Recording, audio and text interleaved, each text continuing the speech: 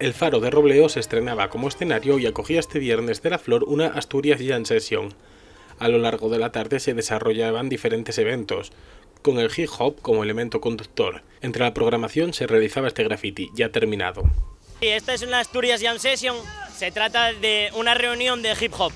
Intentamos reunir todos los elementos, los máximos posibles de la cultura, y aquí estamos, raperos, grafiteros, breakers, DJs, estamos de todos, los medios también invitados, fantástico. Pues va a haber conciertos, va a haber un montón de grupos locales, todos de aquí, exhibición de breakdance, va a haber pinchada DJ para cerrar el evento, también habrá una batalla de gallos, de freestyle, hay graffiti ahí también.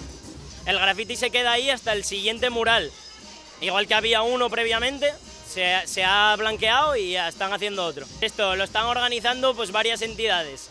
Lo estamos organizando desde ZL Audio, todo gente de aquí de la zona de Asturias.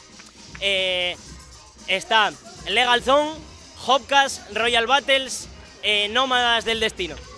Sí, es cierto que hacía muchísimo que no se hacía una jam en general, pero que además se esté haciendo en unas fiestas de una localidad de Asturias, pues me parece fantástico, la verdad.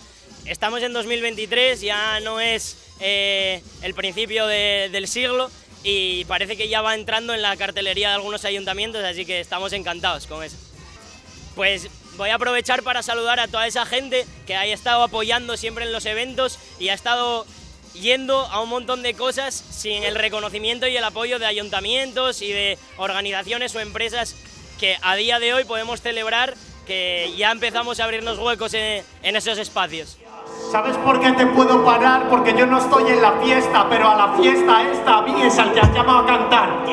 Y no a ti y a tu grupo, porque si quiero te puedo cumplir el cupo. Está tan fuera y encima llevo tanto tiempo sin hacerlo. Eres el típico chaval que quiere improvisar, pero eres como un ciego intentando leerlo. Lo siento, pero soy invencible. Te llaman a las fiestas porque la gente de las fiestas es muy simple. Lo siento, yo pongo en el FL Studio un sample para volar tan alto whisky. Me salen, yo soy Zetangana y en la caravana, porque ponen caravana pa' llevar a este